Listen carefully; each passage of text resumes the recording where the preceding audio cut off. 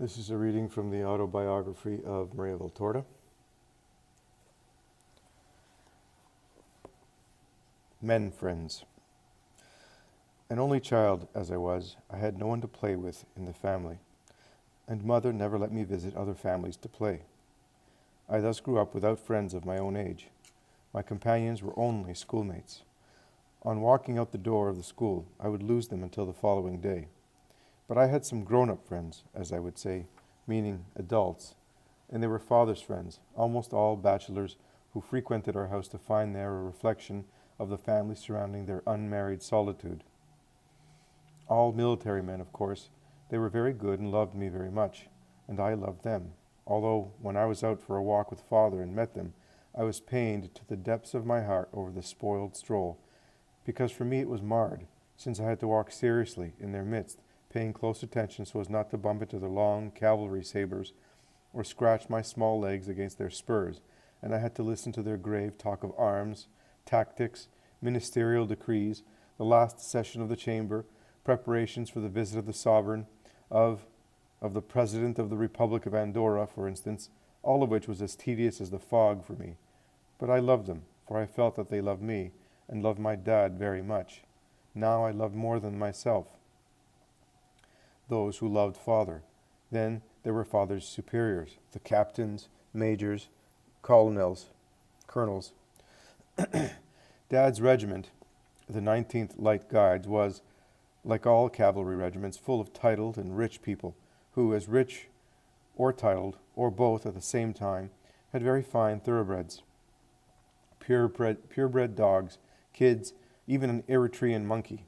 A real Noah's Ark in which I felt quite at ease, for between beasts and me, all beasts, except cats, which leap at my eyes as soon as they see me, there has always been a great, sympathetic friendship. Now then, when on Sunday morning father took me with him to Mass, after grandmother's death, he took care of this, and later, when he reported to the barracks, I was happy, and all those big, gallooned men were fathers to me. One would have a soldier bring me the latest litter to be caressed. Another would take me to see the little colt born during the night, and avidly seeking its mother's teat, banging its head awkwardly. Another would whistle to his magnificent Spanish greyhounds, which would rush over by leaps and bounds, and lie down at my feet so I could caress their silky coats. Another would hoist me onto the back of a minuscule donkey, no bigger than the Great Dane. Another would place sugar in my hand to give his favorite horse. And then there were two Tibetan kids, totally white from their fleece down to the ground, very intelligent, which as soon as they saw or heard me would come running with bleats to stick their pink little faces into my hand in search of salt. They were my passion. Even that model of originality, the lieutenant colonel, loved me, a stiff Piedmontese of the oldest Cisalpine nobility, who expected to impose Piedmontese and be understood at once into the bargain, even by the Neapolitans, one of those being placed in the world for the sanctification or damnation of their fellows, one of those officers for whom the first bullet of their privates is destined as soon as a war justifies death by firearms. A very rich and handsome man, he had not married because of the majorate law, and he had all the defects of all bachelors forced to be such.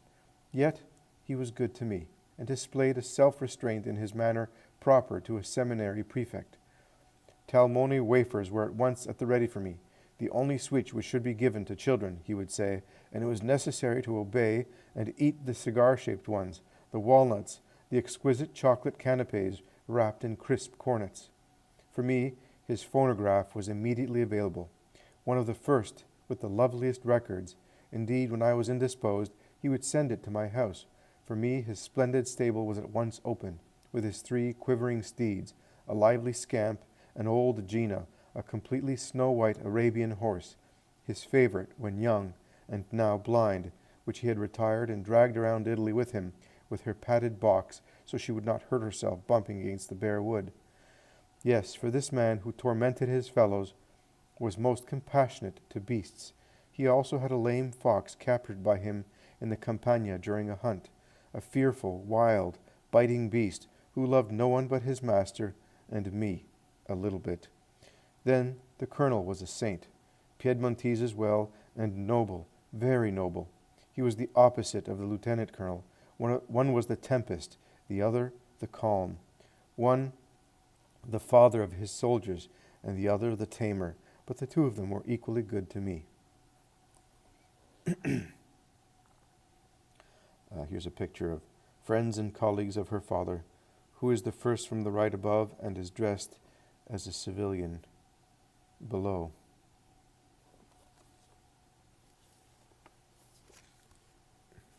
That's Maria Valtorta's father. He's got a little asterisk above his head. On the previous page,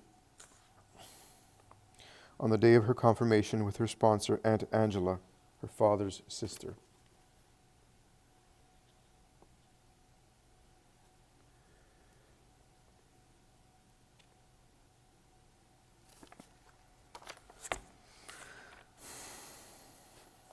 Then there were the soldiers. Of course, some, on hearing the word soldiers, think all of them are half delinquents and certainly dissolute, and they fail to reflect that the army is made up of the sons of Italians. I will not argue about the virtues of military men, and especially about certain virtues, but I must in truth state that over the course of many years in which I was in contact with them, I never heard indecent words or conversations from their lips, nor saw coarse acts. I have much more to complain about regarding women, but I shall say more about them later. The soldiers were great and good lads to me, all happy to take me to see their horses, show me the horrifying illustrated postcards received in the morning from their far-off girlfriends, and ask me to read and answer them. You will understand what a confidence and honor it was for me. I was the genius, the assistant. How happy they were when they could offer me fruit from their distant towns. How they endeavored to make me simple, ingenious toys, little figures for the nativity scene, small chairs, and a table, which is now beside my bed and is dear to me because it reminds me of one of my favorite soldiers. From time to time they would come with the young sparrow which had fallen from its nest. They knew I was keen on little birds. Then, in December, they would bring me the loveliest hay, as fine as a woman's hair, and perfumed for St. Lucy's donkey. They assured me it was the colonel's hay, and on their word I grew tranquil, thinking that the little donkey of a saint could eat hay from the stable of the colonel, our colonel, for ours was to me a special colonel, since he commanded the regiment with the colors of Holy Mary, a white and sky blue. I surely enjoyed myself more among the soldiers than in tedious society visits, where the ladies speak of births, ailments, and so on and so forth, not thinking that tots always have their ears wide open, even if they appear not to, and that it would be proper to spare innocence certain premature disclosures, as it would be useful to spare the heart and the mind being formed certain schools of backbiting and vacuousness which also fill the conversations in drawing rooms during the hours of calls. As I have always hated them, having become extremely shy as I grew up, it was a torment for me to be taken here and there and placed on display like a doll under the severe gaze of mother, who was worried because I seemed to be a fool, and who did not grasp that the magic potion of my foolishness was in her glance, which terrified me. Even the races through shops with mother were not to my liking. I was bored to death running from a tailor's workshop to a hat shop with long stations, not precisely of the cross, in front of fabric display windows and so on and so forth. I preferred the strolls to the park, to the public garden, and, even better, to Afory, pure countryside at that time. But mother almost never went there. She constantly had some ailment or other, and this was all the more significant because she has always paid, enormous attention to her aches and pains. And so I would go out with father. What lovely strolls! On sunny days in the open air, in the winter months, in museums. How much Dad knew. And there were the bonus trips to the lakes, Cremona, Mantova, Verona, Venice during the spring holidays, and Tuscany in the summer months.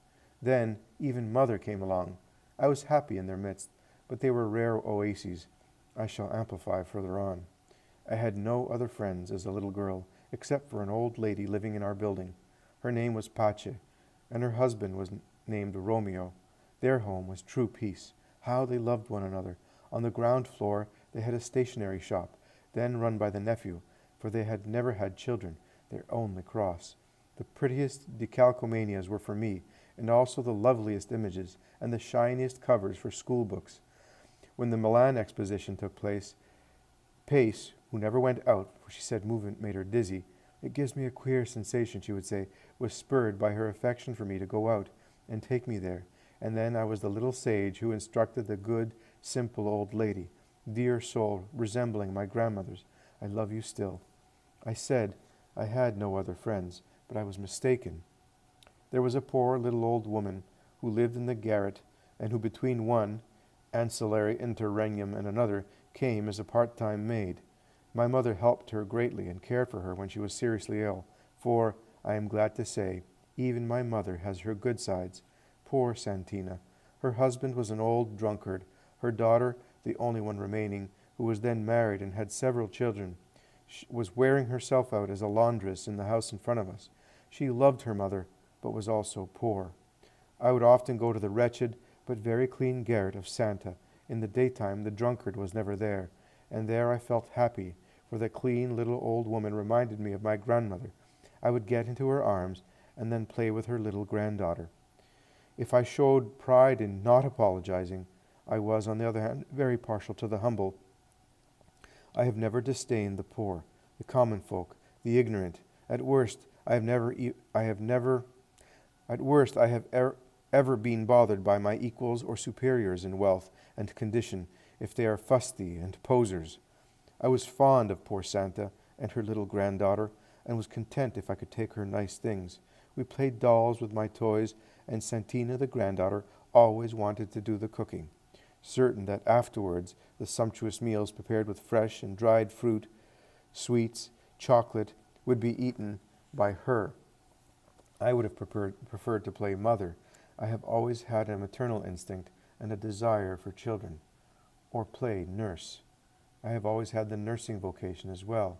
The family doctor would laugh admiringly in the face of the perfect bandages I applied to the heads, legs, and eyes of my numerous dolls, who had all been wounded in the war, for the war had come, as I would say, a sad and true premonition of the heart, but I would yield to little Santa's wish and play kitchen.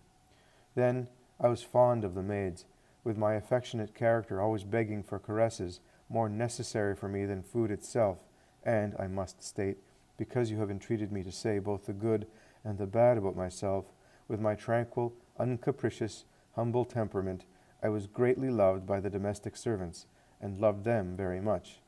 In truth, mother, who herself kept me pressed down like a blade of grass under a man's foot, would have wanted, though only a wee thing rising just a few centimeters off the ground, to put on airs of mastery, and of course haughtiness, but I could not do so, both by nature and because, as a good observer, I had noted that while with my mother the staff behaved properly. It's true, and I challenge anyone to do otherwise, but also slipped away as soon as they could.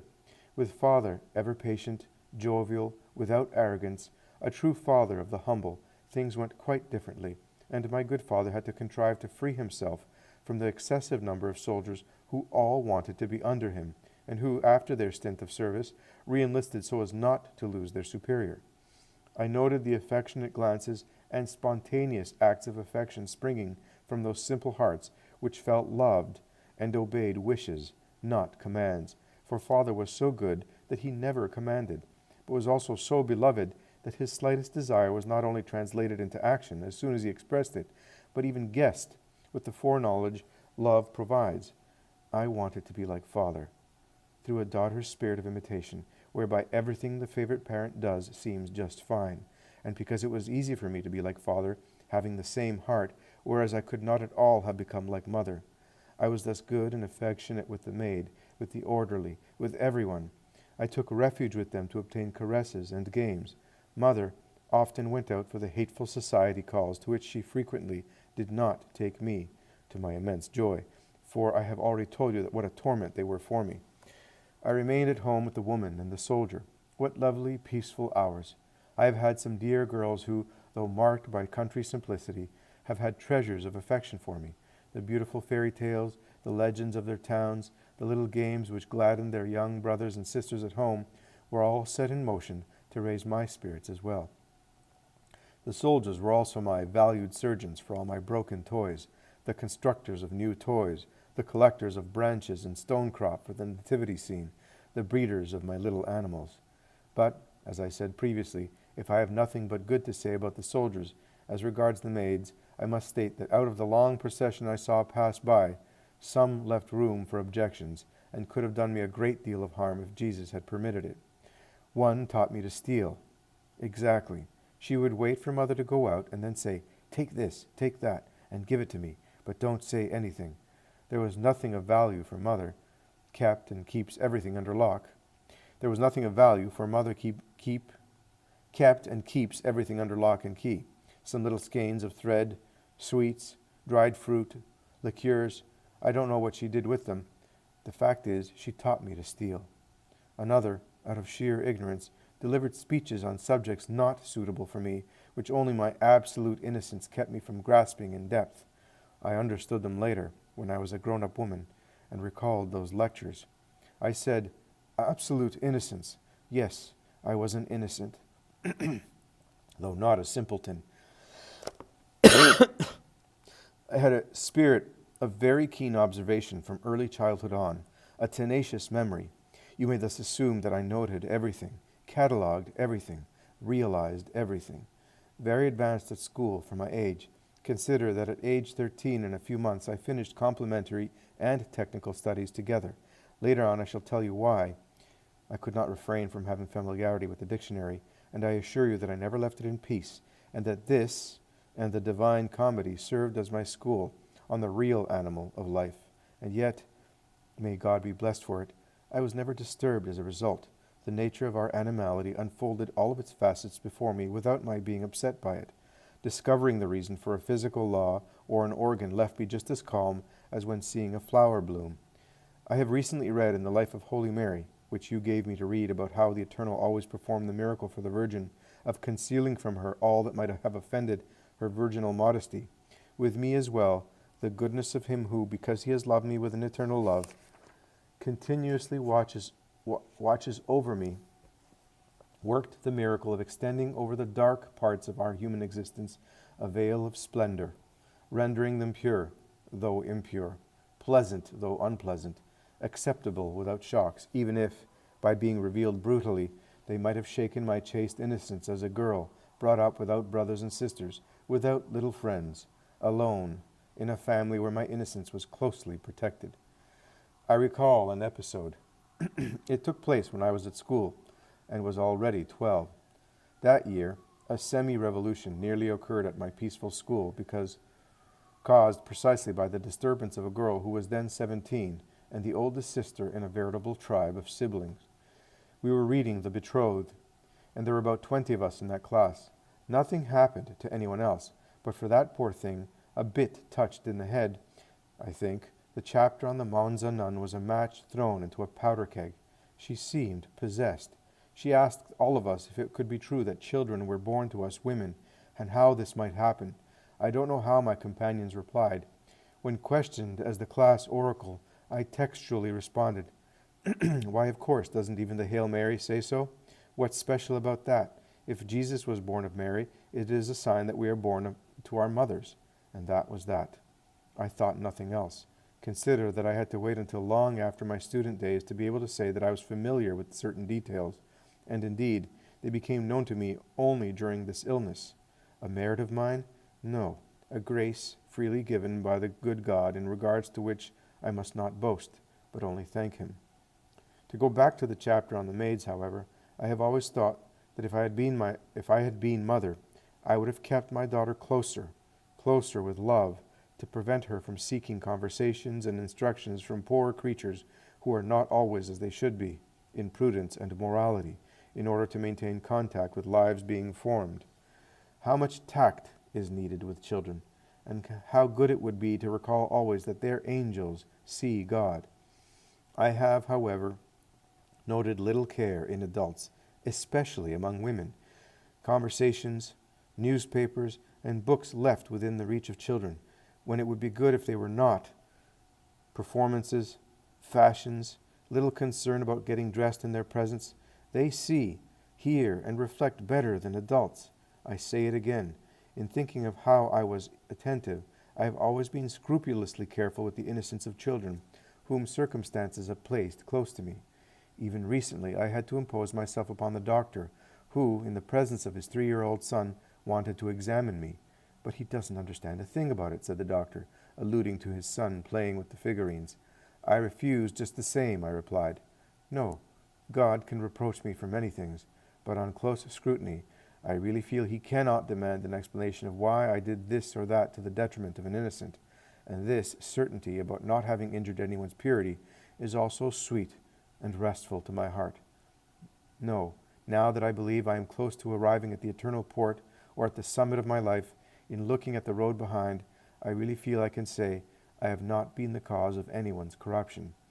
If I have done wrong, I have done it to myself alone, and in such a way that not even its shadow appeared, and this was not out of anxiety over human esteem, but out of respect for the souls of others, which, whether of adults or children, the just or sinners, I have always respected as the work of God, considering that, as no mortal is completely holy, absolute holiness is God's alone, so no mortal is completely a sinner. For this reason I have always taken care not to introduce other crumbs of wickedness into hearts, or toss the first crumb into them if they are innocent hearts. I was offended, wounded, bespattered with mud by the imprudence of others, and had to get up again, obtain healing and cleansing by myself. Yes, by myself, for I have had no human help, and as you will see for yourself, the work of God in me was a work of seconding rather than imposing, a very slow labor, a penetration less perceptible than that of a microbe into a body, and it progressed no further because I responded to the first appeal. I think of the avalanche, which is not formed if the first snowflake does not begin its whirling motion, and if the entire mountainside does not join in. God and I have formed the avalanche.